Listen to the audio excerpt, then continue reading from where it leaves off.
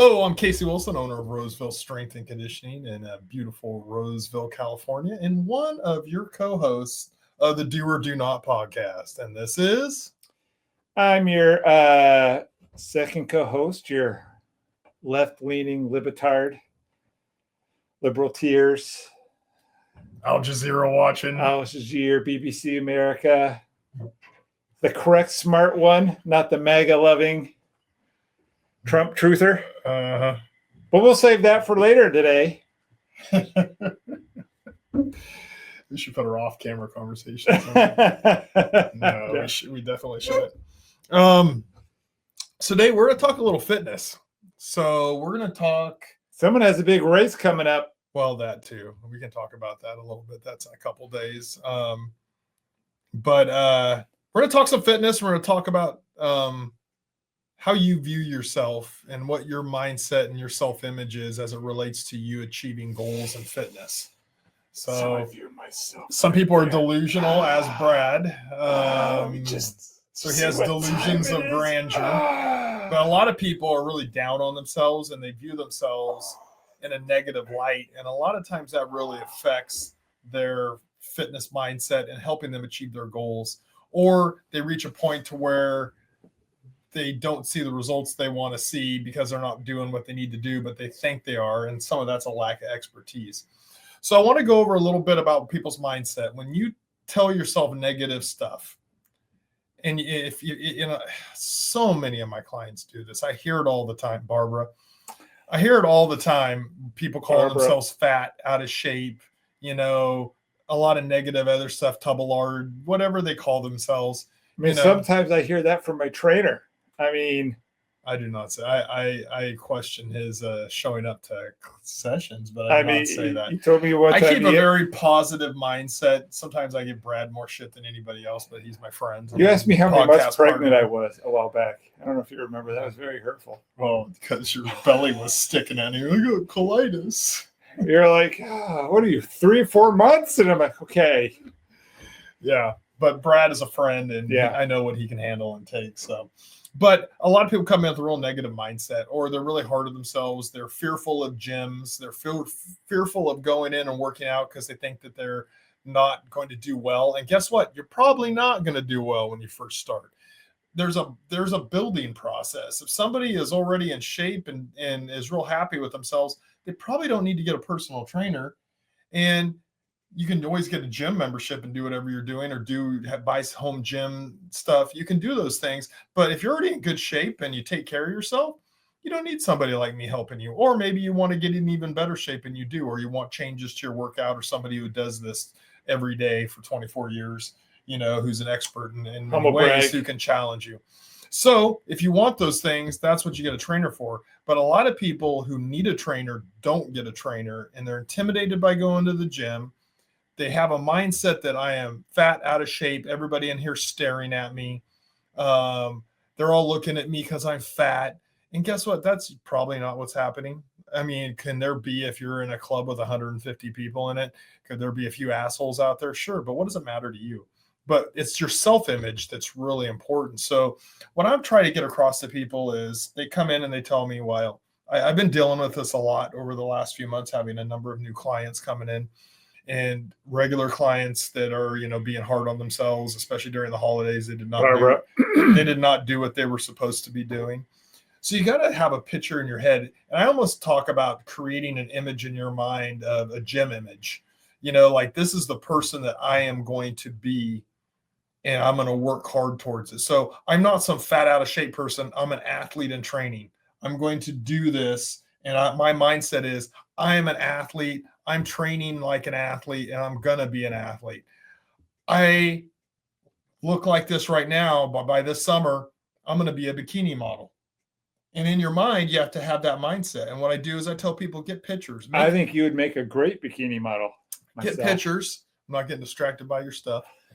You can get pictures, put them up in your bedroom or in your bathroom, and you put them up on your mirror so they're always in front of you. And this is your mindset.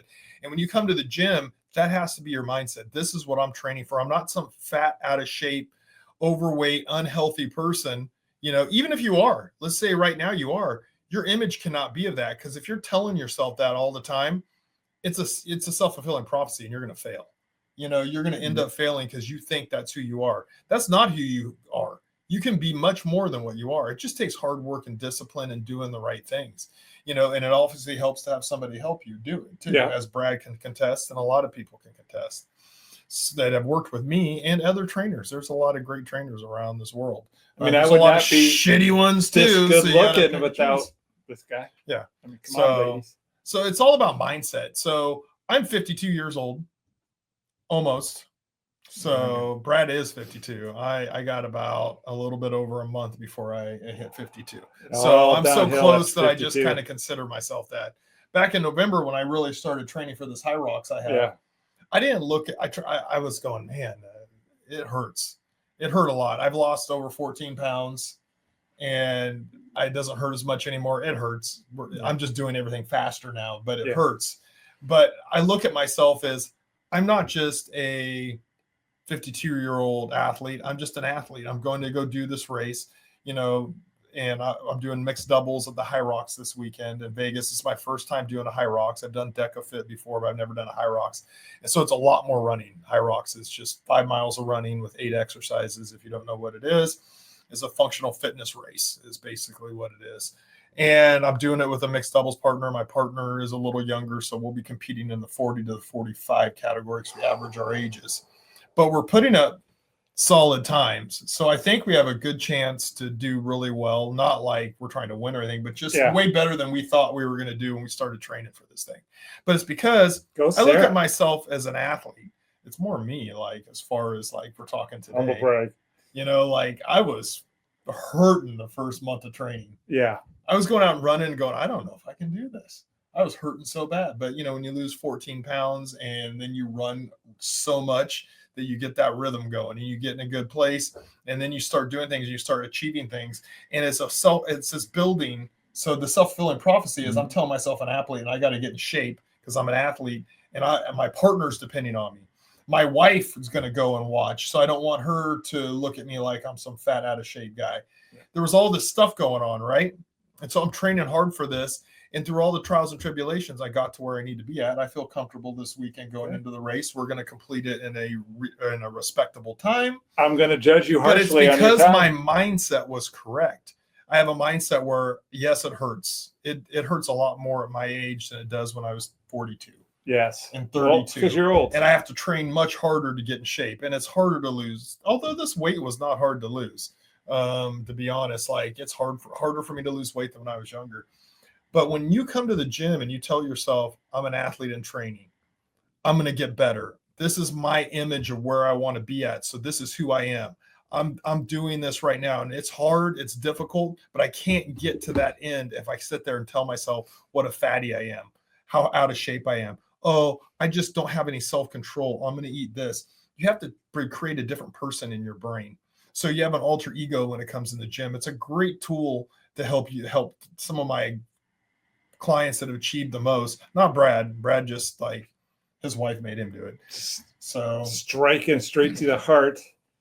No, well, but Brad and I didn't have those conversations because he just kind of trusted me and went with the process. Yep. And did what I told him to do, and he stuck with things. We do little stuff like contests in here. We, do a lot, like signing up for the HYROX race makes me train differently than I normally do. I've lost some muscle and strength over the last 3 months training for this thing.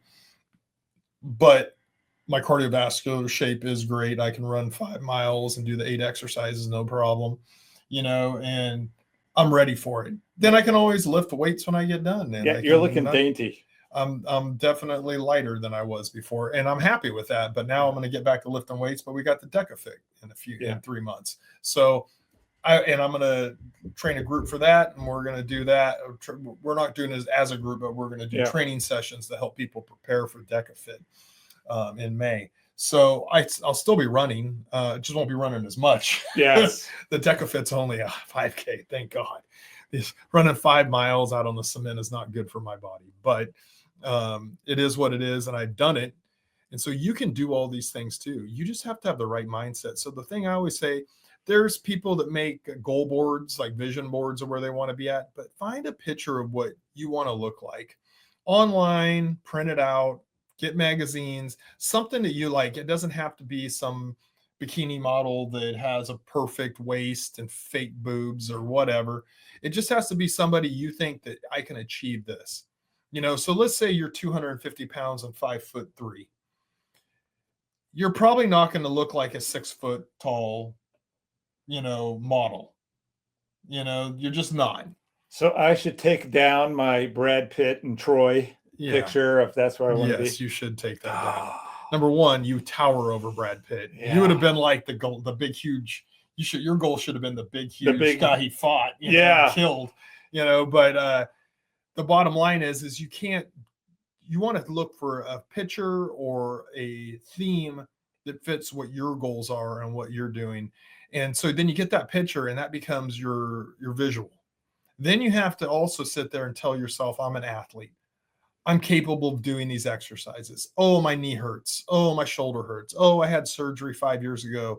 I had a hip replacement. Whatever it is, there's always excuses you make. Oh, I have no discipline when it comes to eating food. All these different things are just stories you're telling yourself to fail. What we got to do is start telling yourself those stories to succeed. I have an infected ingrown toenail right now that I've been doing multiple surgeries on. I got a race coming up. It hurts every time I take a step. Do you want me just to cut it off? Guess what? I'm not canceling my race. It'll be fine, and I'll run through whatever pain I have. It'll probably be fine by Saturday. But with that being said, there's not an excuse for it. My hip hurts every time I run. My glutes get knotted up, and that side, and then I get a pain over here. And my foot hurts really bad on my left foot. I'll be limping probably. Welcome to 52. But you can't sit there and go, I'm not going to do it because of those things. You got to do it, and you got to battle through whatever issues you have. But this is the biggest issue that most people have. So you have to start telling yourself the story. You got to become you can't come in here and expect to do amazing work right away, but it's a building process. But you have to, in your mindset, say, I'm preparing to do that amazing work. I'm preparing to look good in a pair of shorts and a tank top. I'm preparing to look muscular, whatever it is that your goal is. You have to think in that mindset. Negative mindset's not doing you any good. And most people fail. So, and the number one reason they fail is they don't have the positive mindset. They don't have the drive to get over that hump, but you can do it and your life will be better for it. I don't train people necessarily to have a six pack and to be huge unless they come in here and that's what they want. I train people to get healthy, to be at a healthy body fat percentage, to eat healthy food so they feel good all the time, and to improve the quality of life. Now, with that being said, what goes along with it? Usually having a lean body that's healthy and fit, and usually it looks good too. I don't train people for bodybuilding competitions or for fitness competitions, body figure competitions. I do help people get ready for strength training. I do help people get ready for athletic events. I'm a sports performance coach too. Yeah. But with that being said, most of the people I help, I'm trying to get them healthy. So I'm trying to take them from being unhealthy to healthy. And it's a journey you got to go on, but your mindset has to be right. And if your picture of yourself in your mind is a negative one, you're probably not going to succeed. So very rarely do I find people that are ultra negative. Barbara succeeded. She's 60 pounds down, but she still thinks she's fat. Yeah. And she's not. Does she have fat still to lose? Sure. But she's not fat. No. So that's a great example this week. She was somebody who said that, but I was going to make a Instagram post about this. Can you be overly it's great.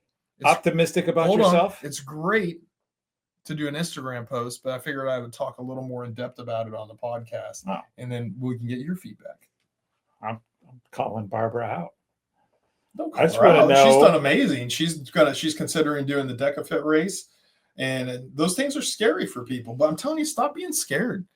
Get your mindset like you're an athlete. Get your mindset like I'm going to go out and I'm not going to let anything stop me. Now, if you blow your knee out, doing something, or you damage your shoulder, or you tear a muscle, those are things that you have to go, okay, we're going to have to work around those things and stuff. And you're probably not going to do this. Yeah. But it's only a temporary limitation. So you're going to have to rehab and you're going to have to maybe have surgery or whatever it is. But when I'm talking about aches, pains, mental stuff. Oh, I'm tired. I'm not getting any sleep. Brad actually showed up yesterday and did the workout, and he hadn't had hardly any sleep, and you could tell he was really slow and he was lethargic, but he got in here and he did the work, and so that's a for Brad. Now, last week he didn't show up and he has 50,000 excuses why he doesn't show up. Most of them are his wife, but in general, he has a lot of stuff going on. And so sometimes he doesn't get in here, and that's where you start having problems, is when you're not getting in and you're not getting those sessions in because I didn't get enough sleep. Oh, I have all this stress in my life right now. I can't get in. Those are reasons to get in. But in your mind, you're telling them they're not reasons to get in. And it's like, I never have had a stressed out person come in here and do a hard ass workout and leave here and go, oh, I feel worse than I felt when I came in. They're always like, oh, I feel so much better, because clarity comes from intense physical activity. A reduction in anxiety and cortisol levels in your body comes from releasing endorphins through working out. These are all like simple things, but in your mind, that's where the damage is at. And you got to fix that damage too. And so creating a picture of somebody who you currently want to be is where you want to go to. Does that mean you're that person? No, but you're trying to get to be that person, and you're not going to let anything stop you as you get there. So I think they should all be more like me, just overly optimistic of like too much of like, I look so good. I'm just surprised. Brad walks around flexing all the time. Why aren't women flocking to me right now? Like, I just don't understand. I mean, who doesn't want a piece of this? I'm like the anti-Barbara. I just walk around and I'm like, yeah, I'm perfect. What do you mean I got to do more burpees and ruin this pale goodness? This is exactly what I'm talking about. This is what you need to do. Now, if you look at Brad, you go, let me, again, for the cameras, for the people who aren't watching on YouTube, you should, because this flexing's not going to go on for very long. So Brad and I are friends, so I'm going to tell him. He's done very good. I'm no Jeremy. But he thinks he looks like Brad Pitt. Yeah. Yeah. I'm like just half a six-pack away, I think, from just being... Yeah. So Brad has that proper mindset. Maybe a little overly over the top. to the other degree, but he doesn't have a negative mindset. And he knows what work it takes to get to where he needs to be at, and he does it. Not consistently sometimes, but he does it. Yeah. So that mindset is great. It's actually a perfect example of Brad thinks he's in better shape than what he is, and he looks better than what he is, and he's not.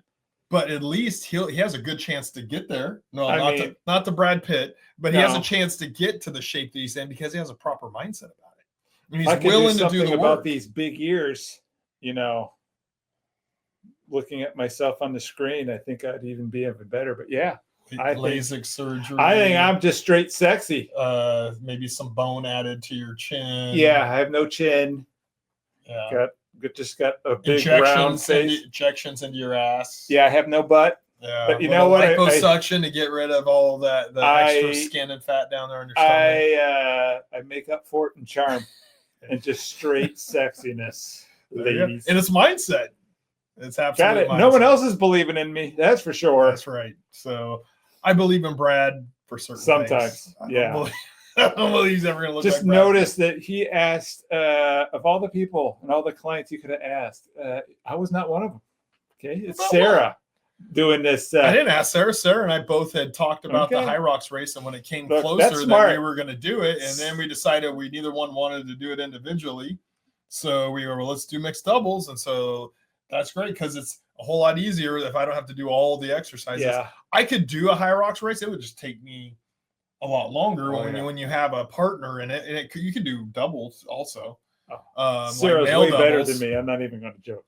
But Sarah, I know, she's wanting to put the work in. Yeah, she's good. And so she's been running races with me since 2019, I think. Yeah, she's a beast. Yeah, so she's done Spartan races and DecaFit at the same time. The same days that I've done them. She's in the Spartan training group, and then DecaFit, we both raced in different heats, but we both raced on that same day. And so she likes doing that stuff. So she became my partner because we'd talked about it, and I knew she wanted to do it. And so we both DecaFit's coming to Las Vegas. It's not Sacramento, but at least they're coming somewhat close. And so we both did it last summer. We decided to do it, so. Are you going to give yourself a big treat in Vegas afterward? Like you're going to go get like the biggest, sloppiest hamburger you can find and have like a beer and I don't eat. I eat what I want now, except I just eat stricter. I don't eat as much sweets. I just cut sweets out of my diet, or I substitute. If I really want sweets, I just substitute out my calories. Like I eat some sweets. So, I mean, losing, like, I don't even know. I haven't weighed in for a week, but like when I was consistently, like since January 2nd, I started weighing in. Yeah. Because I weighed myself at 214.8 pounds on November 14th. Yeah. So I said, all right, I want to get to 202, 203. That was my goal. Yeah. So I lose about 12 pounds or so. And so then I came back January 2nd after holidays and everything. So I was off for 10 days from work and stuff. And I came back and I was like stepped on the scale and I was at, 10 pounds down, 204.6, just over 10 pounds down. And so I was just like, holy crap. I knew I'd lost weight, but I didn't think I'd lost that much. You're just always trying to steal my thunder because I came in like I lost weight over Christmas break and holidays. It's hard for me. I gain weight usually at the holidays like everybody. Not as much as like some people because I don't get crazy, but I eat more sweets over the holidays, and a bunch of big meals and stuff. So, I was intentionally doing a lot of calorie substituting whenever I had like parties or I ate, some junk, and I just wasn't eating as small. I was eating smaller meals because I knew I was going to have this many calories here. I do that all the time. But in general, now what I've been doing the last month is I've just been eating clean with less sweets. I cut sweets out, don't do any of that. And I love sweets. And for me to do that, I'm working on just getting cleaner and cleaner, I don't mind gaining some weight, but like I got down to 200 pounds twice. I weighed in at 200, one at 200.2 and then one straight up 200. And I was like, oh crap, I'm going to get below 200 pounds. I haven't been below 200 pounds in a long time. Usually I feel real healthy and good when I'm at 202, 203.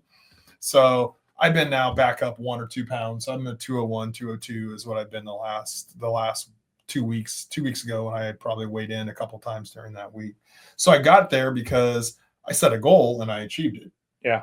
And I watched what I was eating and I kept those things. And I ran a whole lot. When you start running all these damn miles and doing this type of training, you burn a lot of calories during the workout and post-workout because your body just takes a while to recover from what you're doing when you do these intense workouts. So, and I cut back on weight training. Like I was only doing maybe one heavy weight training workout a week. Yeah. So it's just one of those things where you just change everything up. You challenged us to not gain weight over the holidays. Yes. To like do that. And so that's what my challenge is always to my clients. Moderation. I took that seriously. So I did the Spartan Beast at 200 and I think I was 16 pounds. Spartan Super. Super. Thank you. A Beast. Yeah, that's what I meant. Beast is crazy. The Spartan Super. And then now I'm down to 201.5. So since that was what, like mid-November? Late November. Yeah. So I've lost. It was right before lost 14 and a half pounds through Thanksgiving and Christmas holidays and my birthday in the Ohio State National Championship game. I mean, there's some big things. Yeah. But you have to, that's the whole point is you really need to have a goal, have a proper mindset, have a proper image of yourself too, and what you can achieve, and don't get negative. I mean, do not get negative. There's no reason to be negative. I don't sit here and rip on clients and tell them, oh, you only lost 4 pounds this month. You suck. You should have lost 8. 4 pounds is 4 pounds better than you were from the month before. But yes, then we got to look at, well, why? We had a birthday party and then I went out to dinner with my husband and then family came into town and we were eating tamales, whatever it is.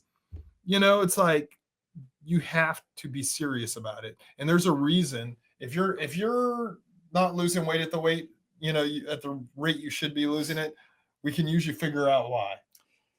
Very rarely is a thyroid an issue. That's what doctors like to tell people that aren't losing weight when they think they should be losing weight. They go, oh, well, we need to test your thyroid. Oh, it's a little underactive. Well, maybe you just got to work harder and be more disciplined. Because I have never trained anybody. I've had people come in and go, I've been diagnosed with, an underactive thyroid or an overactive thyroid. Guess what? The law of thermodynamics does not delineate. If you burn more calories than you eat, you will lose weight eventually. No, even with thyroid issues, it's just a matter of fact. The problem is most of these people make excuses because they have this issue or that issue. Stop making excuses and start doing stuff. Because trust me, there's many days where I have not wanted to run at 6 a.m. out here when it's freezing freaking cold. But guess what? We haven't had any rain. I have no excuses. So then I go out and I bust my ass and I run. So you got to stop making excuses, have a proper mindset, set realistic goals, have a realistic image of where you want to be at. Like find a picture online, or if there's somebody who has a similar body type to you and they're in a much fitter and healthier place than you want to be there. Maybe it's a family member, maybe it's a friend, maybe it's a coworker. Say, hey, I need a motivational picture. That is the picture you got to have in your mind, and that's what you're working towards, and you stay on track. So that's my big talk about fitness and achieving goals and having a proper mindset when it comes to fitness. Because if you have a negative mindset, you're probably going to fail. What are the things? The bottom line. And get a trainer. We know what the hell we're doing, and we'll help guide you down that path. I'll put it down there. Yeah. And I do online training. So if you don't live in my area, I can still train you remotely. So one of the things that you didn't bring up, which I found very helpful when I was in the midst of losing all of my weight, was sometimes weight isn't linear. Like you told me to stop weighing myself every day because I would come in and be like, oh my God, I am just starving myself and I'm working out and I haven't lost a pound or I gained a pound. And I tell you not to starve yourself either. Yeah, like that could be water weight. It could be different things. It could be water weight. You didn't have a 3,500 calorie deficit and you lost a pound. You didn't have a 3,500 calorie surplus. Water weight fluctuations are your day to day. When people get on the scale every day, let me say this loud and proud because this is something that I've dealt with. I've been doing this 24 years. He's old. That is true. I'm older, but I'm not old. You are not going to lose a pound in one day unless you are out running. Like when I run the High Rocks on Saturday, if I weigh myself afterwards, I'm going to be less because I'm going to sweat a bunch of wet water weight out and I'm going to weigh a little bit less. But I didn't lose. Like I maybe will burn 1,000 calories or 1,200 calories doing that race. Yeah. I would need to burn 3 times that to lose a pound of fat off my body. So let's say that day I added those calories on. I didn't eat all day, which I'd probably pass out after exerting myself that much if I ate no food, then I might lose 1 pound. Yeah. Real pounds of fat off your body or real reduction in muscle or whatever it is, real weight loss does not happen in 1 day or 2 days. It happens over a week. You can see some goals. Yeah. So let's say you have a 7,000 calorie deficit at the end of the week, meaning each day you had 1,000 calorie deficit from working out. Then you can lose 2 pounds of fat a week. That is the goal. That's the goal I set. 8 pounds of fat a month is the goal I set. It's a reasonable goal. It's not crazy. And if you lose 20 pounds in a month, you didn't lose people. When the Biggest Loser used to be on TV all the time, I had people coming in going, man, in 1 week, this person lost 32 pounds. I'm like, they didn't lose 32 pounds. They lost about maybe 7 to 10 pounds of actual fat. And then, the rest of it was all water weight. Yeah. They were retaining all this water because they ate all these processed food, all this sodium, all this potassium. They had all this freaking crap in their system. And then they went in and were forced to eat healthy and work out like they've never worked out in their life. And they lost all this weight. Well, guess what? Most of it was water weight. Sorry, to burst the bubble. Yeah. But I tell people all the time, water weight can be reduced. Women go on their cycle and can gain 6 to 9 pounds on their cycle. And then they're off their cycle, and then that water weight disappears. I mean, you tell me that all the time when I'm on my cycle. I know, and suffering from vaginitis. So anyway, water weight fluctuations day to day. If you step on the scale every day, you're doing yourself a disservice. Once a week. That's what I tell people. You set a time, you set a date. Once a week, this is when you step on. I weigh and measure people that were really working on weight loss and fat loss once every 4 to 5 weeks, depending on how often they train with me. Train with me 3 days a week. We'll usually hit it at the end of a month. You know, if we're training 2 days a week, probably every 5 weeks, we'll do weight, body fat measurement, and circumference measurements. We'll do that at the end. Got the contest coming up. I'm going to be taking everybody's weight and body fat percentage, you know, because that's how the contest is decided on, body fat percentage. Yeah. So we do those things because you can really track progress, but you can't track progress every day. You got to stay on it, and then at the end of a week, you go and take a look.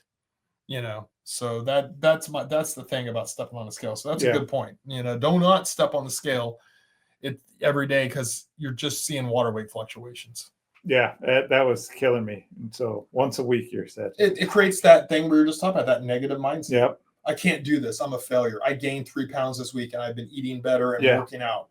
You know, that you didn't gain 3 pounds if you started eating cleaner and healthier, you eating less calories, and you started working out. Yeah, it takes a lot to gain an actual you're retaining water. You know, you went out and ate Chinese food one night during the week as your cheat meal, and all of a sudden you come in the next day and you're going to weigh 5 pounds more because you're retaining a ton of water. You know, the sodium levels, or even not even just Chinese food, almost any place, they put a lot of salt in their food. Anytime you eat out anywhere, because they want you to taste good. Yep. And they want you to come back. So they put a lot of salt and sugar into things. So bottom line is you go out and eat. Like I had somebody who like, I think I'm down 4 or 5 pounds. And then they can't. I literally tell everybody, remember not to go out and eat. Yeah. before. I try to remind him. And then this last month came in. It's like, you know, tells me, he goes, you know, I went out and ate last night. I forgot it was our anniversary. And I know, you know, you told me not to, but I did. And then he got on the scale and thought he was down 4 or 5 pounds, and he was down 2 pounds. But then when we take his body fat percentage and circumference measurements, they all significantly dropped. And so then he looks like he gained a ton of muscle when really he's retaining water, you know? So if I look at all this water, ladies, 3 days later, if I were to do his measurements, he would have looked like he lost a bunch of fat and only gained a little bit of muscle, you know. So there's this variation. So water weight is very difficult to measure. I don't do hydration tests. I don't do this. It's just way too expensive and difficult to do. I do straight weight, body fat percentage, circumference measurement. So you know where your weight is. You know where your body fat percentage is, what I care about most as a trainer. And then the circumference measurements, you kind of see where you're losing it from too.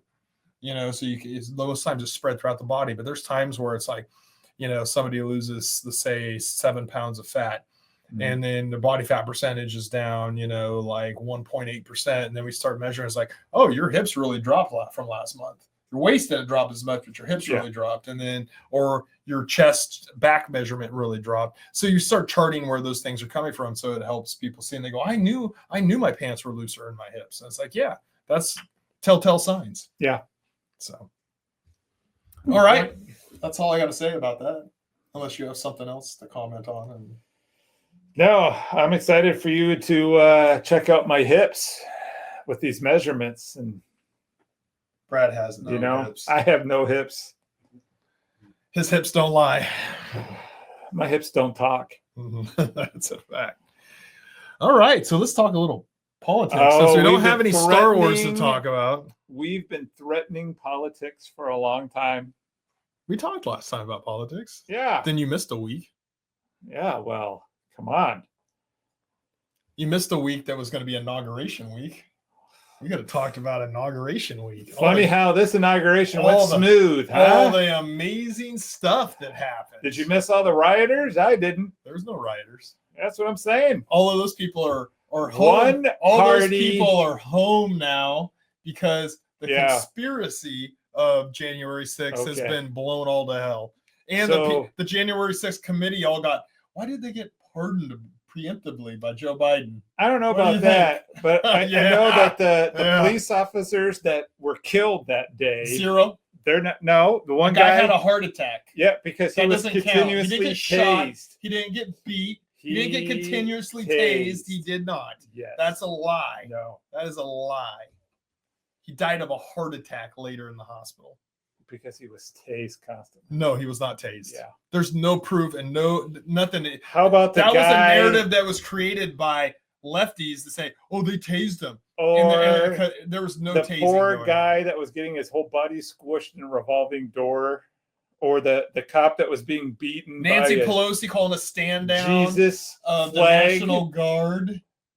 They're opening up doors.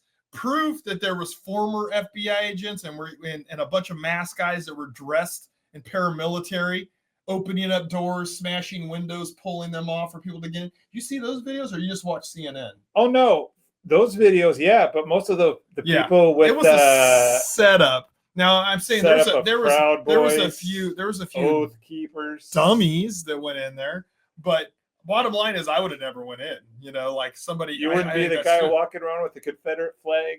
No, I would have never went in. I would not that stupid. I can smell a setup when I see it. Pooped on the thing, or the poor lady got shot in the forehead because she was breaking the doors. Or remember that Senator, Howley, who was like so scared that he ran out and left his staff behind. Oh, good times. No. Don't you remember Ocasio-Cortez was frightened to death and she was hiding under the desk and she was in a building across the street. Freaking liar. Well, it was because she was in a separate building that was nobody in it, and she said she was hiding under her desk for fear because she was there, and she wasn't even there. Well, remember one of the people lies. who you can't read believe all this bullshit. It's not all lies. It's bullshit. People were trying to hang Mike How many Pence. of the videos did you watch? Did you watch the video when she got shot? Do you know the background of this guy that shot her, the cop that shot her? Oh, yeah. You know his background? Tell me about his background. Oh, I don't know his background. Oh, do you know that he was should have been fired for firing in the street at somebody? And he said they were driving at me, so I was discharged his firearm at him. He should have been fired. And then he was shooting in the back of their car. They were driving away, and he ran out and shot at him because he was pissed because he couldn't control his temper. And then what? He just executes a girl who they go, oh, they're breaking into this. Then they watch the video. And he was standing far back, not under any threat, aims at her and shoots her. Yeah. When he could have shot people that were aggressively really going through things. From what I saw, the video that I saw the breakdown was her head was close to sticking through the door, and they warned her, stop coming in. She shouldn't have been doing that, but she also shouldn't have been shot either. And there also should have been. They all should have been. There also should have been National Guard all over there, supporting the Capitol Police. Who's the one who ordered them to stand down? I'm not here to defend. No. What's her name? She's from California. I will tell you the name. What's her name? If you told me the president who should have just conceded the election and said, stop storming the Capitol. Did he ever once say, he said it's peaceful protest. He didn't say to go and storm the Capitol, and you know it. No, Watch his speech. I watched his speech. I watched his whole speech. He never once. Let me Google the text that he said. I won't trust your Google text. I watched the speech. I never once heard him say, go storm the Capitol and break down barricades and go up and invade the Capitol. A peaceful protest. Let your voice be heard. That was not a peaceful protest. Nancy Pelosi is the one who told them to stand down. And guess what? A lot of Capitol Police and Capitol employees were opening the doors and allowing people in. Some of them, come on in. I wonder why that happened. Can you explain that and the logical reason why they were doing that? I don't know, but I do know that the police officers who were brutally attacked. Anyway, that was a long time ago. Let's talk about what's going on today. Oh, what's happened in America now? In this last week, do you feel like we have leadership now in the United States? An actual president who's making decisions, not a cabal of people behind the scenes that are making a decision? Yes and no. I just feel like before we go, I need to state where I stand politically. I am a true independent. I hope that lefty President Trump has a wonderful thing that helps the country. A wonderful presidency? Yeah. Like I told you before, I'm determined I'm not going to hate half the country no matter where it divides. I have a lot of friends who are very pro-Trump. I have a lot of friends who are very pro-left. I have a lot of friends who are in the middle. I just want everything to do well. I support, a good amount of policies that President Trump does. I do think this whole country needs a radical shakeup. There are a lot of things that he does that I don't agree with. I think a lot of the stuff he's done, I'm like, that's against the Constitution. But really? Hey, yeah. Like a lot of the stuff that they yell and crow about, that he can't do this and he can't do that, and that's not true. He was telling lies. Then within a certain period of time, we discover, he was right. Not according to what I read. And over again, just like he got criticized when he was on the Joe Rogan podcast before he got elected, and talking about California's water issues and how dangerous it is and how we're not doing the right things here. And he laid it all out. Then the fires happened down there, and the cause why they couldn't fight these fires, all the things he laid out. That's not necessarily it's true. It's 100% true. Everything he said was 100% true. Tell me what wasn't. So do you remember when Lex Friedman and Carl Tuckerson and all that went to talk to the firefighters in LA and said, why are some of the things tapped? Do you remember that? And they were well, that's funny because I watched Trump talking to the firefighters and how they was telling him, you were so dead on correct. And we've been telling people forever. They told firefighter friends, telling Joe Rogan that all this is correct. This is so hard to tell this because there's such differing news reports. Now, you say, like, I saw Trump talk to this, right? You're on news reports from people that lie and have proven to lie. So you admit that Carl Tuckerson lies. Carl Tuckerson? I don't know. Wherever his name is. You can't even say his name. Pro-Kremlin. Carl is what we call him. Oh, yeah. Another narrative spun by the mainstream media that he is somehow like pro-Kremlin. Because he went and actually talked and interviewed people in Russia. So then they go, he's pro-Russia. Just like they said Trump was working with the Russians. Can you even admit that there's anything wrong with... See, this is the problem I have talking to you. Ridiculous. And people like there's facts out there, and they're not facts. If you listen to one side, you can't you can't come to the middle. You are so up Bush's ass. Whose ass? Trump's ass. Oh. Like you can't get your dick out of his ass. You're so good fucking him. Like I just want you to blow your load into me, President Trump. This is the emotional reaction. You can't even admit that there are things that he has done that aren't perfect, that some of the stuff he is wrong about. You're completely wrong. You can't do that. You can't admit. Then tell me, what is Trump done that's not right? I told you, bottom line is, I was not a huge Trump fan, especially the first presidency. I liked everything he did.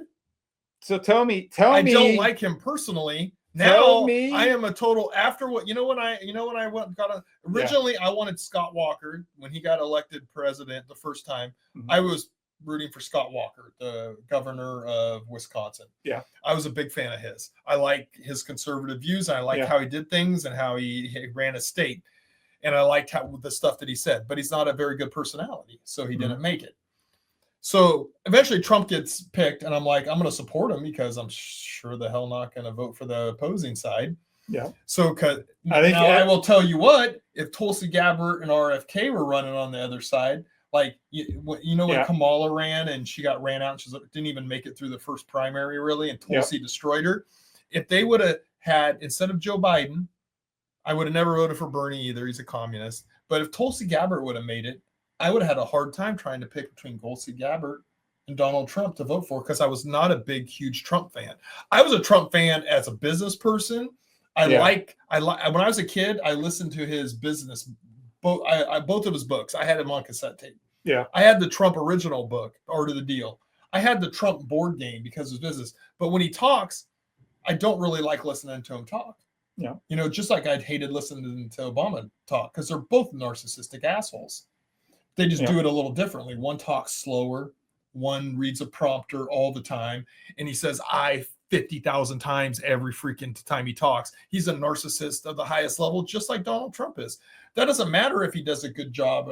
At least they can talk. Joe Biden can't even talk because he has Alzheimer's. So we're not talking about that high level. So I've never been a huge Trump supporter until he got shot. When he got shot and he showed his true colors, when somebody gets shot, a bullet goes through your ear, and somebody tries to kill you, and you're sitting there going, fight, fight. Yeah. Right there, I was sold. I went, you know what?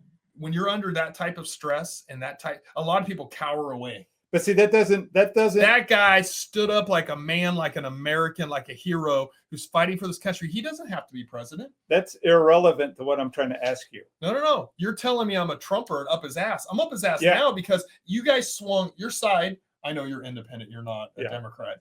But the side that you're trying to defend. I'm not trying to defend. You are. No. You're bringing up subjects that are complete bullshit. I'm not. And saying, oh, the fires weren't caused by the complete inaction and environmental stupidity down in Southern California, in the state of California. It's not that simple. And there's proof. There's no proof. There is I proof. haven't seen one person. And you do see Karen Basket just eviscerated by Trump sitting there?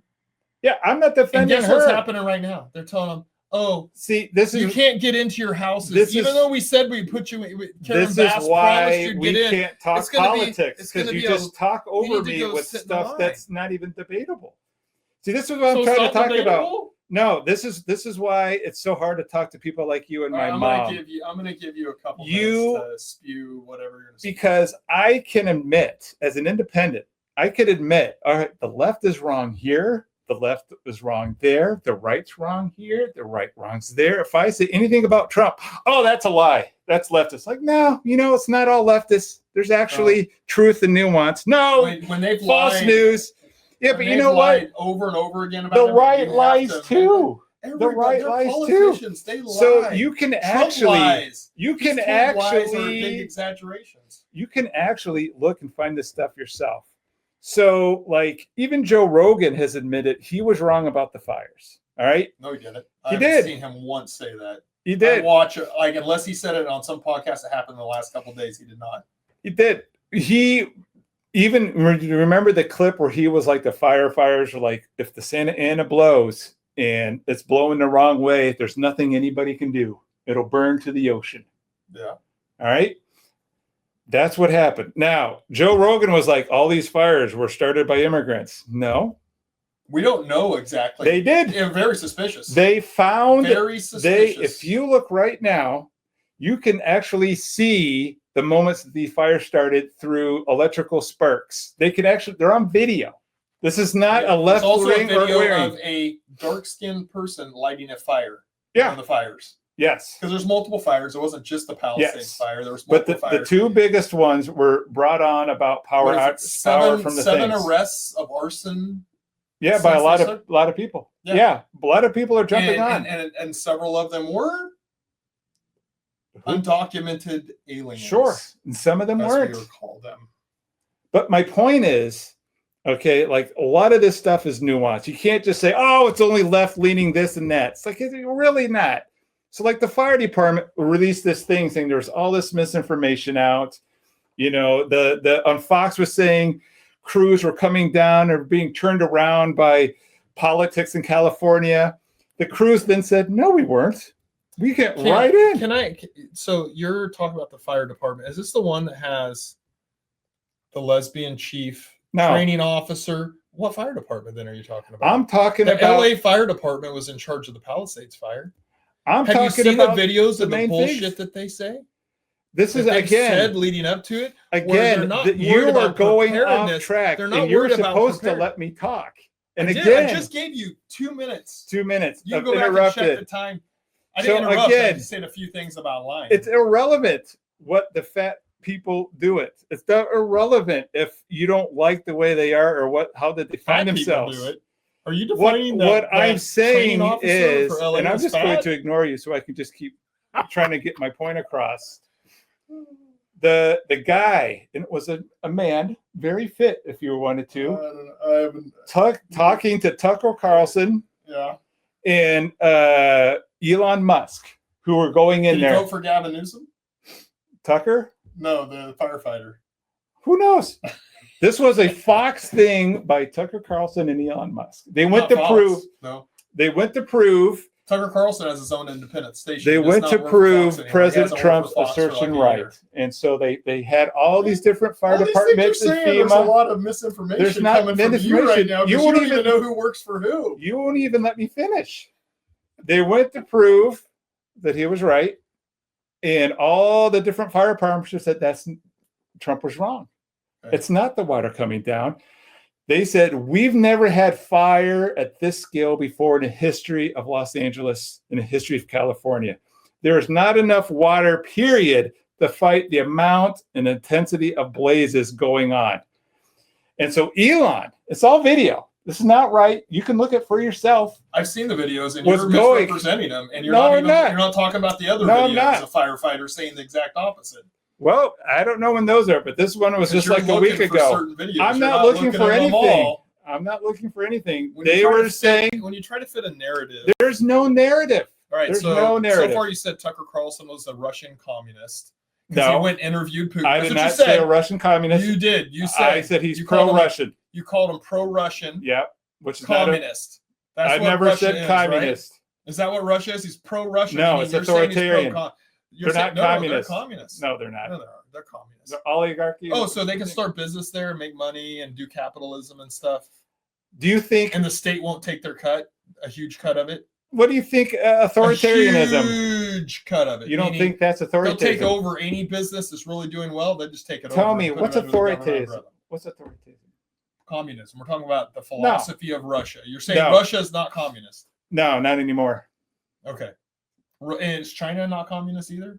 Nah, I wouldn't call them that. Russia's more authoritarianism. Okay. Tell me, what's that? Define what Putin is. Do you think Putin gives all the people the money, or do you think he's making? Putin is the same as Brezhnev, No, as Gorbachev was before the Yeltsin. All these people, No. they're just brutal leaders, but they're communist leaders because they're dictators. they call themselves. They say there's elections, but there's only one person. Really What does running what does against them. Putin call this party? It's communism, dude. It's not Is it communism. America? Is it a republic? Does anybody No. really vote there for decisions to be made? But does anybody vote for those type of tyrants? No. No, it's a structure put in place Technically- by communism. No, that's not true. Now, when Putin was elected, here's the problem: is no, let me you finish. went off track. We were No. talking about Tucker Carlson, and you're insulting him and telling him he worked for Fox when he has his own independent Look, agency now that all he right, does himself. if your biggest complaint On Twitter. about me is that he When you works spread for little Fox- bits of misinformation, then you're spreading big Here bits we of are. misinformation. Here we go. You just said two Here wrong we things go. about Tucker Carlson, and you represented his name multiple times. Yeah, so that totally invalidates. This is why you're impossible. I don't know if your people mind like is you. properly working. You know, All right. Well, that wraps up our politics show. I just am questioning, like, because you're saying stuff, and I'm going, oh, I haven't seen any of this. Well, look, I mean, it doesn't invalidate my point. Like, I'm not going to say that there isn't firefighters out there that will tell you some of these things would not have been able to prevent it. There's other firefighters saying we went to tap hydrants. yeah, There's 11 whatever million gallons of a reservoir that's empty because we're sending all this water out to the ocean. Yeah.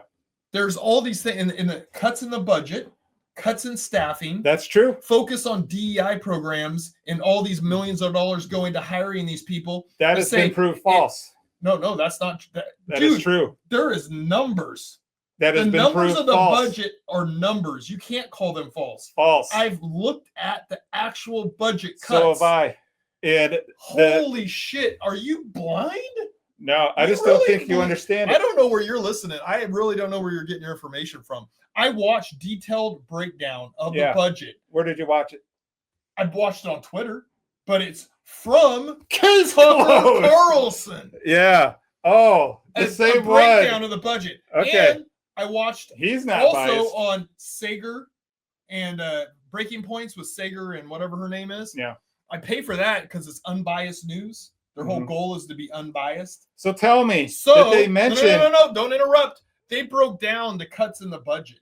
They broke it down. Yeah. You can't They did not deny break it that right they then. cut the budget. No, their budget Oh, increased. you can't. I can't agree with you one single bit on that because I watched There the is complete no breakdown and bit- of the upcoming budget. Nope. There is no amount of water would have been available to put those You types don't of wanna talk fires about out. the budget and the training of the firefighters anymore. Oh, we can do it all you Did want. that liberal firefighter that was talking to you about it on Tucker Carlson, Tucker Carlson, or Carlson Tucker, and He Lex was- Friedman or Friedman Lex? He was Elon Musk. Did he mention that the cuts in the staffing, the cuts in actual that they're putting stuff into homelessness? That 17 million that they cut, and they asked to cut more this year, will go into homeless problem, which never gets fixed because they don't want to fix it. If you actually look at the California's budget, the firefighting. Not California. I'm talking about LA County's budget, not I'm- California's Look, budget. I'm talking both. I didn't look at either. I'm talking both. Budget. We're talking LA County. Stay on track. You just told me that they didn't cut their budget. I'm talking both. You just both. Nope. You can't do it. No. LA Okay. County. One thing. LA County increased. California increased. Orange County increased. So you're going to sit here and tell me. And so when I give you the facts that they did cut the budget to the fire department, the LA County, not the state. I don't care about the state. Yes. You're going to tell me that didn't happen if I lay it out for you. Yes. We'll do it on the next podcast. No, we won't. So I'm not doing this again because you're crazy. Lay out the facts for you where you admit you're wrong. No, because I'm not wrong because you don't understand. You don't even know that you can't even admit that this was such a generational fire that even if everything went right, I'm not arguing even if there were 100-mile-an-hour winds. Even if every firefighter was 6'5" with 6-packs, and the fire chief was Butch, and he was a guy named Stonewall Jackson, and they had all the fire and all the water in the world, that they would have been helpless, and it would not have changed a thing. Nothing would have changed. The firefighters, like, what are you going to do? 100-mile winds, everything is dry, it has not rained in 9 months. There's no water in the system. So the whole LA system was not built for that. Here's the problem. It's not. Brad thinks he's not a liberal. I'm not. He is a liberal. It's okay. You can be a liberal. It's the United States of America. You can even. I don't think you're a progressive. I don't think you're a whack person. No. But I think some of the sources that you get stuff from are not. I didn't get it from Tucker. Are not good. Oh, I trust Tucker. I don't trust Tucker. I trust Tucker, and I trust a number of people, but Tucker is one of them. No. Sauger and Crystal on Breaking Points. I trust them. They don't have an agenda. No. Freaking Sauger hates Trump, and he's the Republican on it. He's a rhino and a half, but they actually spew out the truth. And the mismanagement of the LA Fire Department and the mismanagement of LA County by liberals, because guess what? There ain't any conservatives running that, it has been horrible. Yeah. So I will say this. I will agree with you there. I don't personally like some of the stuff that Trump has said in the past and done in the past. I don't like his bravado. I don't like how he does things. I think he's gotten better over time, his first presidency to the second presidency. But what he does is like daddy came home. There's actually a leader in the country now compared to the stupidity that was happening. And you're going to benefit from it just like I'm going to benefit from it. This country is going to do better in the next 4 years than they did in the last 4 years. I hope so. Yeah. I hope. And I wish Biden went and had Alzheimer's and got elected, and for them to try to push him for a second term. Kamala Harris was vacant. Can you at least admit that Kamala Harris was a vacant human being without any real brain power at all? I think. Did you ever hear her say anything coherent and intelligent? Yes. Okay. I don't think that You've she's heard more than I have. Then. I don't think that she's the smartest person, but she's pretty accomplished. I think she's smarter than what a lot of people give her credit for. I don't think she would have made the best president. Okay. I would have voted for anybody other than her if it was not Trump running. Yeah.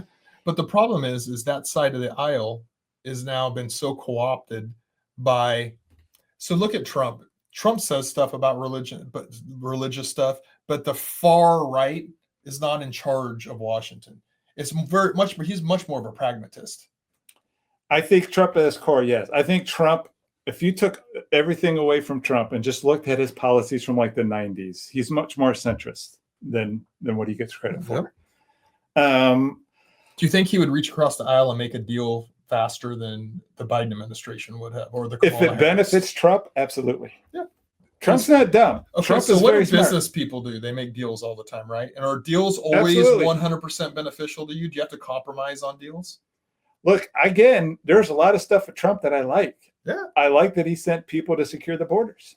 There's a lot of stuff that I like. Do you like that he has RFK and Tulsi Gabbard, who were Democrats and both ran for president as Democrats? I do like that. Into his cabinet. I do like that. There's a lot of things that I like. Republicans in the Biden administration's cabinet? Yes. Oh, I can't name them, but I know. But the thing that Biden did too, you got to give him a little credit when he did special counsels. He'd always pick Republicans. So The guy Jack Smith? Who looked at, no, I don't know where Jack Smith leans. Jack Smith is ultra, I hate conservatives. Who was the guy who went after Biden Jr., whatever, Biden's son? Hunter? Yeah. He was a diehard Republican. I'm not going to say, I can't remember his name. He was elected under Trump, and he went under Biden hard. And I thought, well, there you go. Yeah, but here's the whole thing is, that was all laid out and given to the Justice Department, but they didn't move on it because Merrick Garland is a piece of crap. He is. They could have tried. Everything that was said about Hunter during the last election or wasn't said has been proven to be true, and that these 50 people that now don't have security clearance, former people, all lied, and they knew that it was a lie, that laptop was real, everything on it was real. I agree with y'all there. The Burisma stuff. So this is the problem I have is, if you have a side that lies and cheats and does this, not that the Republicans don't. I don't say, I'm not a huge fan of politics at all. Yeah. And I don't even talk about politics. But see, I look at the if right you were to come and train with me, you would, and you don't ask me like, hey, what do you think about this? You're never going to know what my view is on politics because I just don't spend a bunch of time. Now, do I listen? I get most of my news. There's certain news agencies and stuff, and Sauger and Crystal, I watch their stuff, but I get it from Twitter, and I get it from people that have been proven in the past to be correct about stuff. Just like I heard all the stuff about Tucker going to Russia, and now he's a Russian misinformation agent because he went and interviewed. His job as a host, a news host, an interviewer, a reporter, whatever you want to call it, is to go to the other side and get in, find out what's going on. What's Russia? What is Putin saying? Now, do you believe everything Putin said? Hell no. But then people, the other side started calling him a Russian sympathizer, a communist, and so you can't do that. His job that's one of his jobs to go do it. Maybe those other journalists should have went over there and did it that were with CNN and MSNBC. I would have respected him more than if he would have gone to the Ukrainian side. We hear about the Ukrainian side nonstop. Yeah, but what side? Propaganda machine given the Ukrainian side. What side got invaded though? See, there's a difference. Like Ukraine didn't invade Russia and say, all right, we want to take your whole country. Why do you think Russia invaded Ukraine? For lots of reasons. What's the main reason? The main reason is, and I have a lot of Joe Rogan podcasts I can tell you about this. Yeah. Is that Putin has always said from the beginning he wants to go back to what the USSR was. He wants all of those Baltic states. And whether NATO, because I always said, and I've told you this, I had always thought that NATO encroaching all the way up to its borders is probably what's going to start it. And then I started listening to this, the Joe Rogan program where he had the guy on there, and he said, no, Putin's always was going to invade Ukraine. Putin has always said that, but why? What instigated him to actually take action? Well, it depends. Depends who you ask. If you ask the people who, like I got some of my news from the military report. There's a guy I follow who is a retired general under Bush Jr.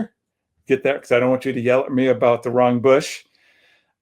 He thought that, and then there's another guy that I can give it to you. This is Putin's last time that he can have a military campaign this big. And he thought it was going to go as fast as when he annexed Crimea. Now, if you look at Putin's army and you look at their population's crashing. They have 100 million people now. They thought that in 20 years that the fighting force would be down by about 1/3. So they would lose 1/3. So if he was ever going to go to attack and get Ukraine and then some of the Baltic states, he had to do it soon. And then he saw Biden and said, this guy's not even there. So if I'm going to do what did Biden start doing when he came into office with Ukraine? What did him and NATO start doing? Oh, you mean what Ukraine did? No. What they acknowledged that they wanted Ukraine to become part of NATO. Well, and they started giving them defense aid.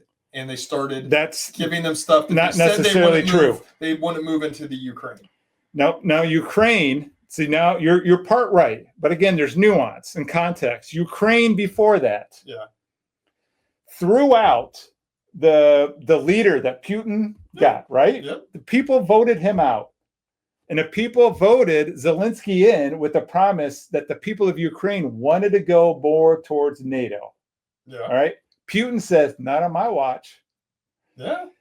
United States and Europe had nothing to do with it. The people voted out the guy who Putin wanted. All right. Now, remember, Russia has been invading Ukraine since Crimea. They've been a secret war. It's been going on under those oblasts, and they've been fighting since 2014, well before Biden. And then when Putin lost his guy, the guy on Joe Rogan, I can give you his name, said that's when he knew it was going to be invaded within a matter of time, because they cannot let his opinion Ukraine go in. I watched it, but that's all his opinion. But he's like, he knew, like he's like, in my mind, I knew that Putin's like, we can't let Ukraine go to NATO. And now they have a pro-NATO president. Did you watch the Mike Baker episodes where they discussed it on Joe Rogan? I probably have. He's a former Secret Service agent. Yeah. And then I like who's the guy with the big afro, like the ex-CIA agent who's everywhere? He doesn't have an afro, but he's long curly hair. Oh, I love that guy. He's on Rogan all the time. He's on Jocko. Long curly hair. He was on Lex Friedman. I'll have to find you his name. I probably know him, but he's got like a little, he's dark skin. He's like, I don't know if he's black or mixed or whatever. Good looking guy. Anyway, so when Zelensky started approaching NATO and says, we want to be a matter, we want to start opening trade with Europe, we want to start working on this stuff. That's what you're referring to. And that's when Putin's like, no, we got Biden and NATO warming up to this guy for attacking. When Trump was in office, he assured Putin that he was not going to try to get Ukraine in to be part of NATO. He assured him, and that there would be no missiles brought into the country. There would be no or defense stuff that would be brought in that would repel an army and stuff. He promised all these things. It's well documented. He goes, I talked to Putin. I said, we're not doing that. When Biden got in, there was no assurances anymore, and they stopped communicating with Russia. Biden, well, probably because Biden had dementia, even at the start of his, but he stopped communicating. They stopped really communicating with Russia. Yeah. And so they started like there was a warm relationship with Ukraine. Yeah. And then there's also warming up of talks with all the NATO countries, and there were several NATO countries, Poland and it wasn't Germany, Poland, one of the other countries that are right there were scared. Well, they're scared, but they're members of NATO. Yeah. And so the Ukraine and them, they were trying to get the Ukraine to be brought into it too. Yeah.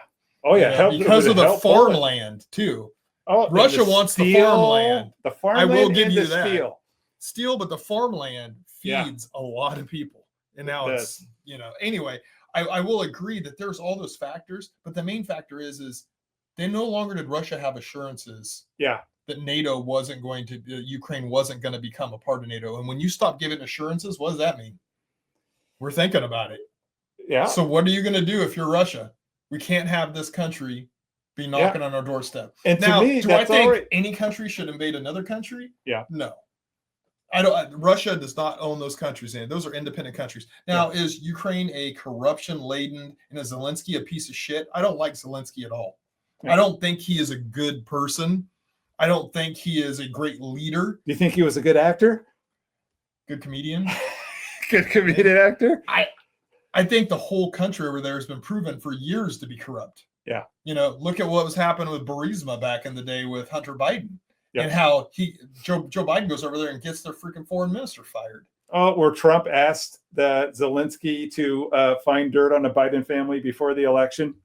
And then because they were withholding Zelensky said no, and then Trump was like, "Invade him, you son of a bitch! I don't care." That's what happened. That's definitely what happened. I tried to get these people to help me. I think what you did was you created an environment where Putin felt he had no other choice but to go in, because it seemed like that Ukraine was now drifting, as in other countries that had already been absorbed by NATO, and that he could not sit there and fight NATO. If they become a NATO country, he can't go. Then you're talking nuclear war. Yeah, it's still might that's be. Their only thing. I don't think so now. I think that what's going to happen is very soon, there's going to be a peace treaty. There's going to have to be. Yeah. And Russia's going to get some stuff, and Ukraine's going to get peace. And they're going to get to keep most of their country. But I think some places will probably be annexed. You know, the country. And the thing is most of those people in that area of the country think of themselves as Russians, not as Ukrainians. Well, for a part, yeah, but they want a little bit more than that. What they do, but Ukraine did that was smart, is they annexed part of Russia. Yeah, and so if they're like, okay, if we're going to freeze where the battle lines are, which is what's going to happen.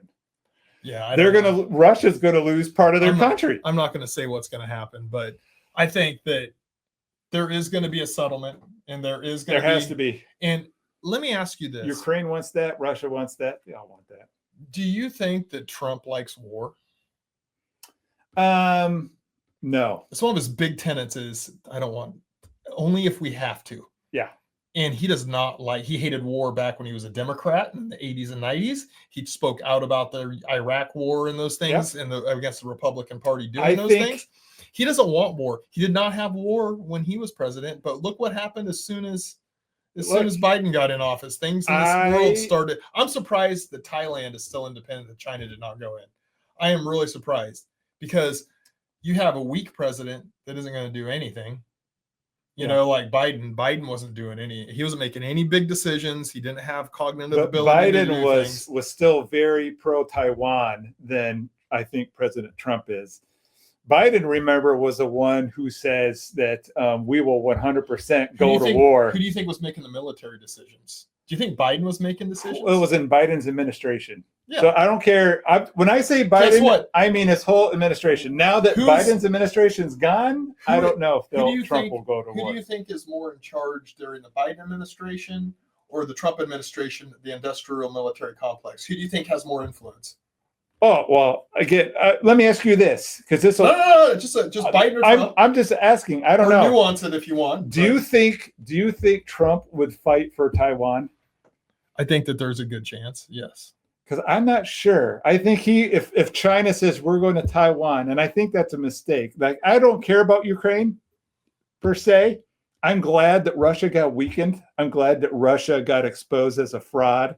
I'm glad that America's, before this Ukraine war, America looked at Russia as an equal, and now we look at them as a third world nation and be like, your economy. They're unfortunately your military. They're unfortunately a third world nation that has a lot of gas and a lot of natural resources and a lot of nuclear weapons. Yeah. So I ain't trying to poke the bear. You know what I mean? I try to get along with them and go, hey, you got a bunch of gas. Here's what's going to happen is this is what's going to happen with Russia. Yeah. As soon as we start getting that drilling going and we start producing. Yeah, that's going to hurt Russia. The prices of gas are going to go down. Yeah. That's why Trump's trying to get OPEC and Saudi Arabia is making deals with them to try to get them to lower the gas prices. Then it brings Russia to the table to negotiate. This is a part of Trump that I like. I like a lot of Trump's foreign policy. I'm not all against Trump. It sounds like it when I joke. And the reason why I joke about you. And I'm not all for everything Trump does. I don't like watching him talk because he drives me nuts when he talks. I joke about you having Trump stick in your mouth. And I only do that because I know you're my friend and you wouldn't punch me. Yeah. I love you as a friend. And everybody knows that I'm 100% heterosexual. You're a man. Yes.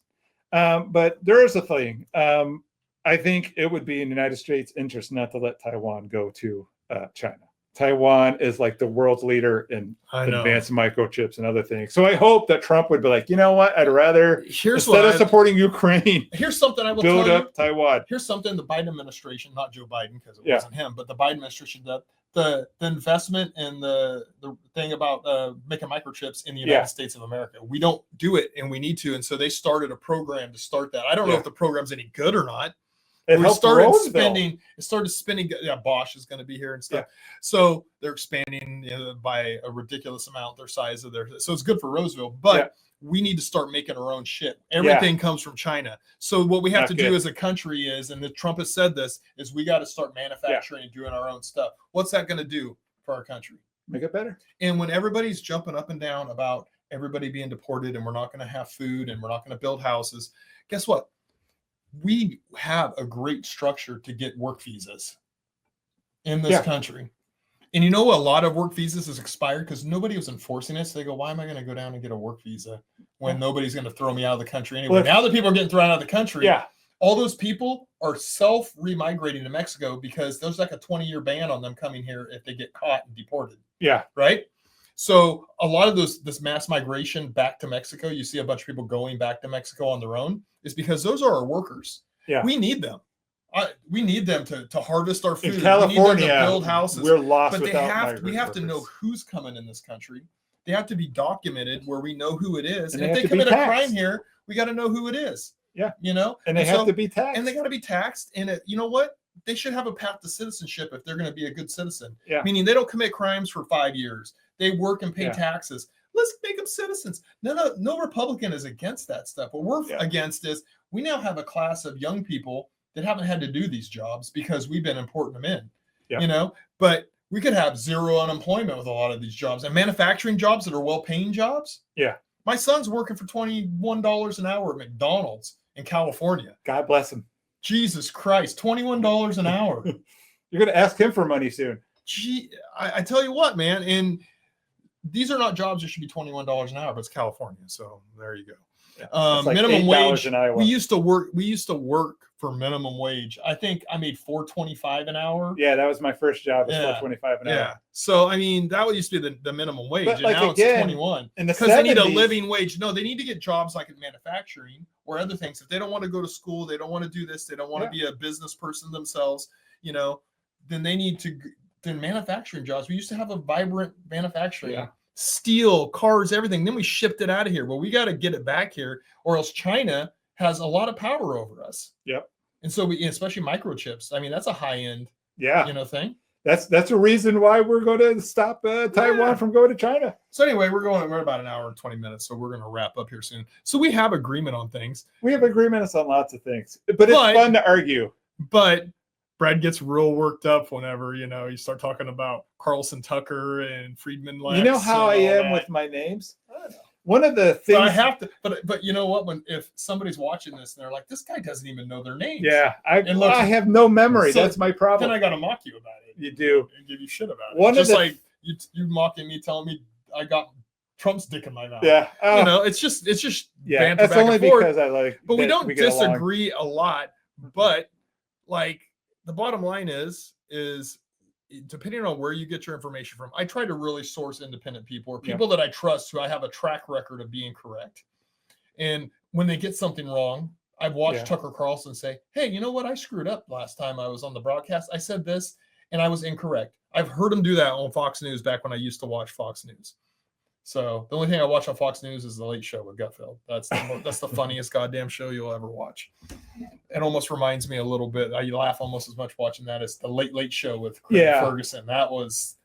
I wish they could bring that back. My general sense, and I give a lot of props to Bill Maher. Now, Bill Maher is a critical thinker. He's not just one side or the other. He was usually a really left-thinking guy, but he's kind of become my North Star. And his podcast is him talking to people way on the right and finding common ground, because his view is kind of like mine. Is like, I'm so tired of everybody being one side or the other. He's a classic liberal, though. He's not a progressive. No, he is a classic. He's more like me. Yes. He's but he had Matt Gaetz on, and I was listening to it. I'm like, you know what?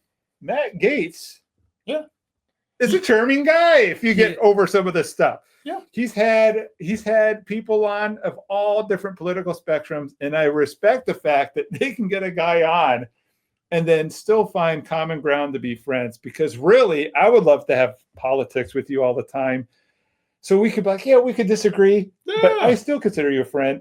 I have friends that I argue with way harder. Shit about our do or do not podcast Twitter page is like full of stuff that I probably would not repost, but I let him do it because he's running it, so I'm like, let's keep it a little more business-like and a little more on staff. But since we're talking about politics now, biggest Trumper I know, and I will still like you. You can be the biggest. I don't care. Leftist I know. I judge you like I'll judge you in only one way: is are you a good person or are you not a good person? Do I trust you?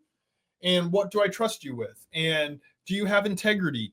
all those things. Then you can vote for whoever you want. You can vote for Ilhan Omar for all I care. If you're a good person, that might be pushing it. I have some problems there. There's some people like Matt Gaetz. Matt Gaetz. He brought up this thing.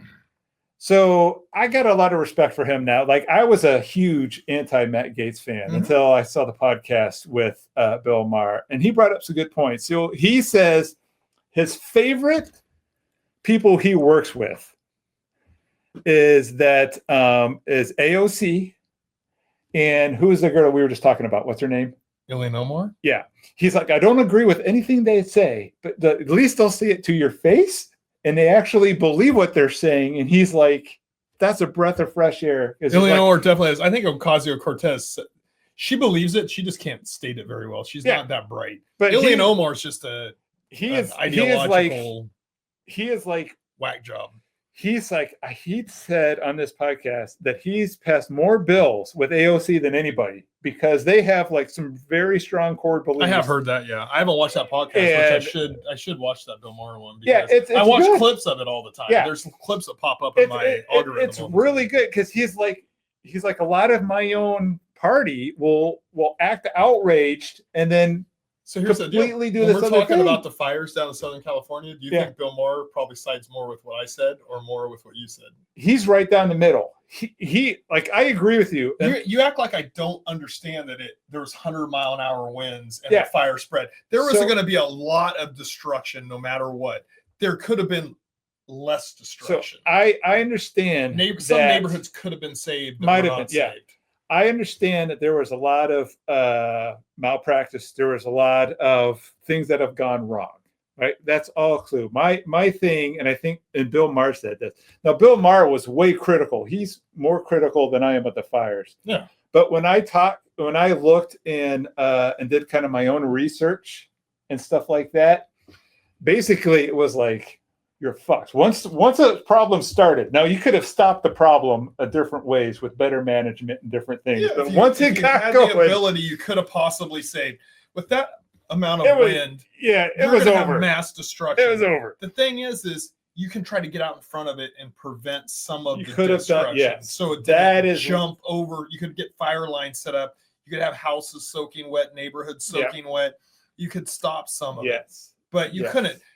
Anytime you get those type of winds down there, I went down there. I was down there once when the Santa Anas were going, and it was like 45, 50 mile an hour, just nonstop wind. Yeah. And it's not like gusts here. Like we'll get 40, 50 mile an hour gusts. And they were 90 mile an hour winds. It's just like steady. And this was like so there's not a disagreement about was there going to be destruction. It was the mismanagement. And then for them to come out and say all this stuff about, oh no, we didn't do this. We didn't do that. So like, we have proof, and for them, and just like here's all you need to know about Karen Bass. She could have all these areas opened up right away to the people. They haven't been to their house in a month or 3 weeks, and they're trying to get in, and they're telling them, well, you got to go sit in this line, and you have to get this orange card to get in. Yeah, because you're in the orange zone. Well, and they're like, and so it's been all this time, and then then there's this ridiculously long line that takes like a ridiculous amount of time to get through. Yeah. Then you can go back and give them your orange card. Get these people the fuck out of the way. What hazardous material is there now? Are all the power lines shut off? If that's done, if you have all they're not. This is the problem with California. Yeah. When they say stuff like 18 months to even start cleaning it up, this is the history. This is not like people are pulling this out of thin air. They won't let people read. Let's on this. I'm going to say I'm not a Gavin Newsom fan. All right. I'm thank God that's small miracles. Yes. But I will say he did one thing right. And I am proud of what he did. Was it this? No. I know I saw that in Rogan. But no. What he did was he overrode the mayor of LA and all the red tape. And he passed governance that'll clear all the red tape and get things done 10 times as fast. And he learned that from the Did you see the videos from yesterday? I did not see any videos. Police officers and public safety officers out there not letting people in the neighborhoods unless they have a car. Then he has to enforce it. But he says they're gonna. He passed the thing. I did see that. Yeah. And he learned that from the guy, I don't know whether he's Republican or not, from Pennsylvania when they lost their bridge. He's like, fuck this. Like, we're going to get this bridge done in 10 weeks instead of 10 months or 10 years or whatever. And they did it. Well, he was like, you can give him credit, or the guy who just came and visited him and told him, knock the shit off. Cut the red tape. This is bureaucratic red tape. Yeah. You people are causing people. If Trump was started it and Gavin did it, then they get it. They get it too. Gavin knows that he needs. Here's the deal. Gavin Newsom, for whatever you think of him, and I don't think very highly of him. He's good looking. He knows his situation. He wants the United States government to help him. Yeah. He needs Trump's help. He's did some of the things that Trump asked him to do. Yeah. And that's the bottom line. And he's not stupid enough to, he's a good enough politician to know, all right, I'll let dad tell me what to do. What better way? I want my state to be okay. These people, these are all my, how many people do you think live in the Palisades have voted for Trump? 3 at the most. So these are Gavin Newsom's people, and they got, this is the donors, like he wants these people to be happy. That's a lot of money down there. Yeah. If he ever has presidential plans, he needs a lot of money from those areas. Yeah. So he needs to take care of these people. So it only makes political sense. But I give him props for that. Yeah. I don't give him props for hardly anything on the face of the earth, but I give him props that he did that. Yeah. And that he sat and talked with Trump because he knew he was going to get the riot act from Trump. Yeah. Oh, yeah. When that he knew that he had to take the big plate full of turds. Yep. So bottom line is everybody can do the right thing. Good governance is good governance, no matter where it's from. Here's my view of what happened in this first week. Daddy came home. Daddy is not always liked. Dad makes hard decisions, and sometimes they suck. And we haven't had anybody in charge for a long time. And now he's put a bunch of people in charge of departments, and we're going to get rid of a bunch of bullshit that doesn't help us. And some of the stuff possibly they're going to get rid of, we're going to realize, well, maybe we do need that, and we'll bring it back later. Because guess what? Trump is not stupid. If something is needed, he's going to do it if it's going to benefit him and the country.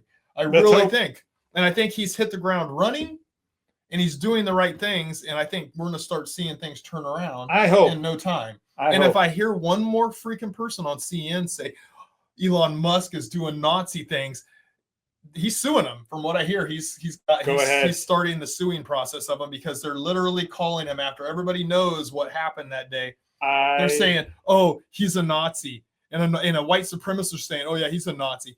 They said that literally last night on the news.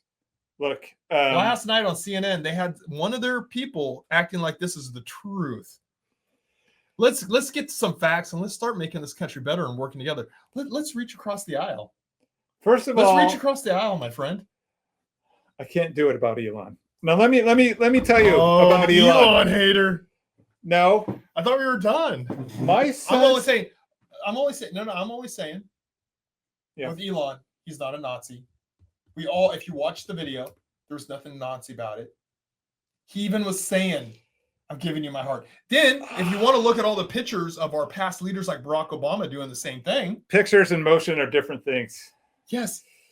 My heart. So, is he the most athletic and the most smooth individual? First of all, no, he's not a Nazi. He's not a white supremacist. Elon's biggest fan. And he was saying he was giving his heart out to him. I am Elon's biggest fan. My son's middle name is Elon, for Elon.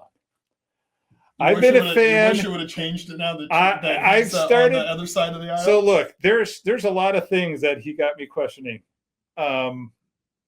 I have been Elon's biggest fan since he sold PayPal and was dancing by himself in the offices of SpaceX, right? I considered him the most important person of the 21st century. No one blows Elon more than me. Okay. I have always said filet Filoni, okay? But Elon... And now we know that's incorrect statement too. I'm like 0 for 2. Elon was my greatest hope for my son, Maddox. Elon has a lot of the same issues my son does. Not as severe, but he is also autistic. He is, I think, one of the 5 smartest people on the planet when he's pointed in the right direction. Yeah. The thing that drives me crazy is when people, especially on the left, once he started turning more right, because Elon was very progressive until COVID, very progressive. He's a pragmatist. Yeah. And once he started shifting to the right, everyone then on the left was like, he didn't do anything to Tesla. He didn't do it. I'm like, bullshit. You can't take a man's genius just because he shifted to political. He saved Tesla. He made SpaceX. He's done the Boring Company. He's done more good for this world than more people will ever know. All right? I 100% agree. Saying all of this. And I think he's just a pragmatist. His exact thing that he said. He is a pragmatist, and Elon will always help Elon's goals. Elon's goals, and also like his adopted country. He said we can't survive another 4 years of what has happened. Well, look. And I agreed with him. I agree part with him. But his when he starts getting all of his memes and that he's starting to like from Twitter follows named Cat Turd and what's the other one? I'm like, you know what, Elon? I have to say, I agree with you 100%. Yeah, I'm like Elon, don't spend your time being Elon, a smart dude who can do all this stuff. Don't deal with the morons on Twitter. I literally scroll through and I'll read stuff and I'm like, this guy's a fucking idiot. And then I go down to the next thing. You know what I mean? Like, I don't sit there and comment on it. That would a waste of my fucking time. And I'm not Elon Musk. My waste of my time is not very much money. The waste of his time is like, holy crap. I was the first guy, all right, when the whole Nazi salute, I was like, that's not a Nazi salute. But then you hear what he's telling Germany. Like, he's really hard right on Germany.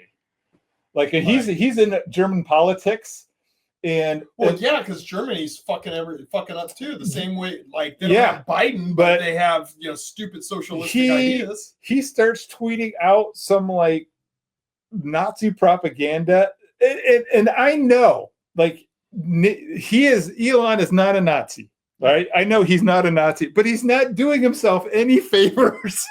I'm like, Elon, just stop, because I know, like I've read autobiographies about Elon. I've listened to every podcast he's ever done. I've read books. I've read people who've talked to him. I know how brilliant he is. I know he is one of the hardest working, most intense people on the planet. I know.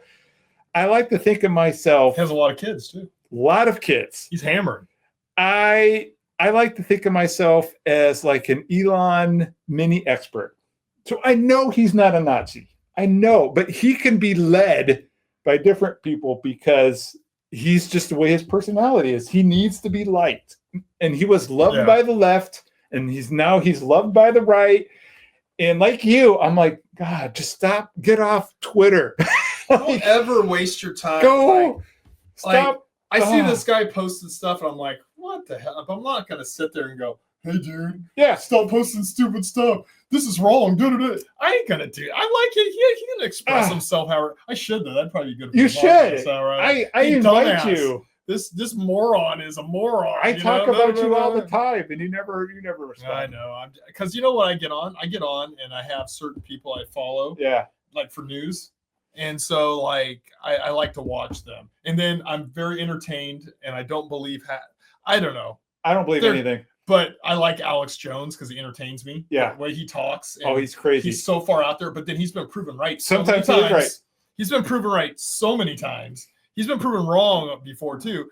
But I just enjoy sometimes watching his. Yeah. And he's just like ripping on, and I find out a lot about politics in Europe from him. Yeah. Because he talks a lot about the New World Order and what they're doing over, in the EU, and then what's happening in Britain, and how like we don't want to hear about it in our media because they don't.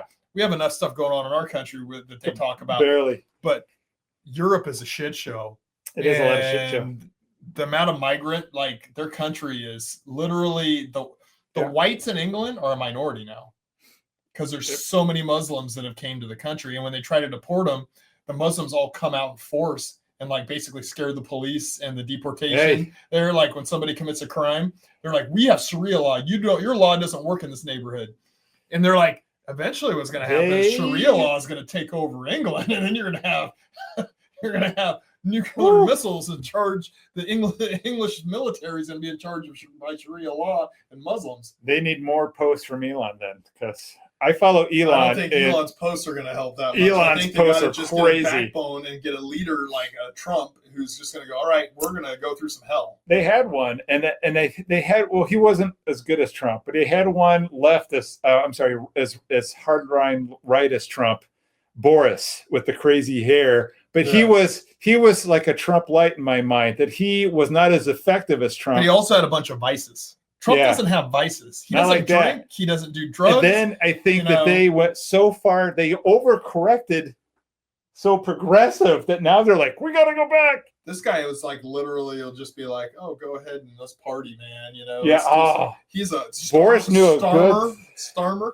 I watched a few of his speeches. I was like, woo, this guy is like way out there on the other side. Yeah. I go, hopefully, like, England's one of our staunchest allies, but hopefully they can figure it out soon, because holy crap. And then you got Denmark and, Germany, and all these countries are just so socialist, like they're so like, and they're anti any free speech. If you don't agree with their leadership, if you don't agree, if you say anything that's, you can't, same with Canada, but you just can't say anything because it's a crime to say something like that. It's a crime to say something like, there's no Sharia law here. Yeah. Muslims don't get Sharia law here. They'll like censure you or put you in jail. You can't talk badly about those Muslims, even if they're doing something wrong. And you know what? You can have Sharia law all you want. Just go back to your own country and have Sharia law then.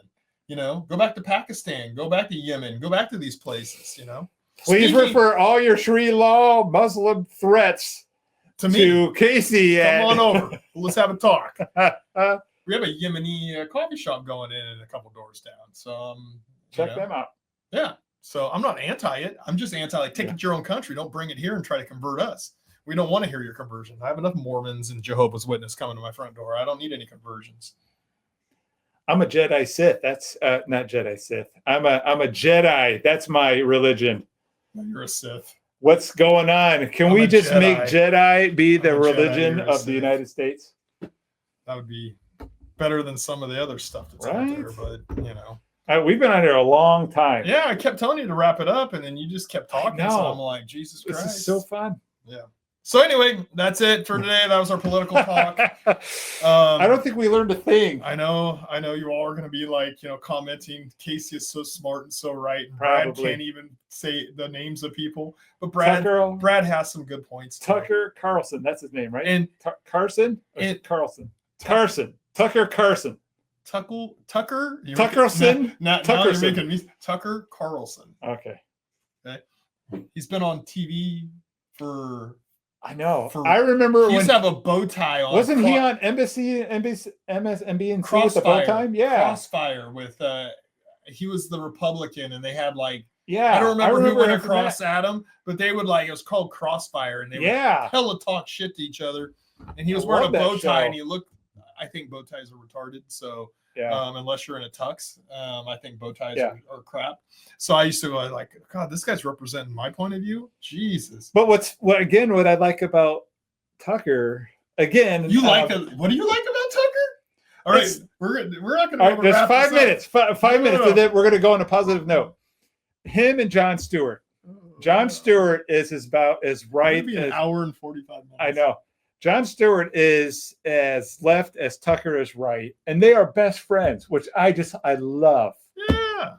Bill O'Reilly is good friends with Jon Stewart. So I love it when you have big personalities on each side and they talk to each other and they disagree, but they're still good friends. If you look at here's the problem with politics nowadays. There's no compromising. No. It's all, you have to win and win in dominant fashion, which Trump just did. We're not dominant in the House and the Senate, although we have enough votes to pass stuff if we stay together. Yeah. But you have to do that. You can't compromise. You can't go, hey, AOC. Yeah. If we do this and we help you with this vote because you really want this for your district or whatever, will you vote for this? Because it's not that far off what you believe anyway. We'll get you a little give and take. None of that happens in Washington anymore. And it should. Tip O'Neill who was the Speaker of the House during Ronald Reagan's administration, and him fought my dad. Yeah. Fuck it. You know how many times I heard my dad like watching the evening news? Fucking Tip O'Neill, that piece of shit. Well, guess after hours, used to get beers together. Yeah. It's in Reagan's book and stuff. Him and Tip O'Neill, they got along great. Yeah. They didn't agree on hardly anything, but they got along really well. Can we go back to that? I don't know. I hope so. I hope so too. But I have a strong belief that we may have passed that stage, but I'm hoping that maybe we can start finding some common ground. Maybe something like having 2 former Democratic presidential candidates in his cabinet starts to show that. I used to always say during the first Trump administration, I go, if these Democrats are smart, they can get so much stuff done if they'll work with Trump. Yeah. Because he wanted this big infrastructure bill. He wanted to do stuff for the United States. I agree. And it was a lot of spending money, which most Republicans are like, let's not spend money. Yep. I agree. That's how I am. I'm like, I don't want the government spending any money. I agree. But he was like, they could have got so much done, but they made him into the villain. That's why, circling back to Bill Maher and Matt Gaetz, interview on his I'm going to have to watch that. It was great because I learned a lot from Gaetz. And at the end, I'm like, you know what? You know what I could have a beer with that guy. You know what the Democrats' biggest mistake is? Running Matt Gaetz out and thinking it was an accomplishment, and then Trump just puts Pam Bondi in there, and she is a beast. Yeah. I think she's going to be way more of a thorn in all those people's sides. She is hardcore, and she is smart, and she will follow the law, and she has high integrity and standards. And if they fuck up, she'll come after them. Go for it. That's what I'm saying. I'll tell you what, Matt Gaetz. I would rather have Matt Gaetz as the Attorney General if I was a Democrat than having Pam Bondi as the Attorney General. They fucked up, in my opinion. Matt Gaetz was he surprised me with a lot of things he said about I've watched him on other stuff, and I've always liked him. Because I'm like, ooh, he's right. I know we got to go, but you should really listen to it. I am going to listen because he said a lot of things. And I'm like, oh my God, I'm agreeing with Matt Gaetz. See? And I'm agreeing with Bill Maher, and I used to cuss out Bill Maher because he was such a wacko. But now he's come a little further over here. But also the problem is his party that he used to support went way over here, and they're not with him anymore. Yeah. We need more people like him and you, because you're a classic liberal, you're a classic Democrat. You're not but that's not available for most people anymore. John Fetterman, who also obviously has some mental stuff going on too, but he's more coherent than he used to be. Yeah. But he is like me and Bill Maher. He says good things about Trump. He met with them. Have you ever heard AOC say one good thing about Donald Trump? Have you ever heard Ilhan Omar and all their ilk say anything good that Trump has done? No. But he'll say, oh, I really agree with him on this. We need to do this. We need some of this. We need that. Yeah. He goes, I don't agree with him on this. I don't agree with him on that. That's fine. And you know why he did it?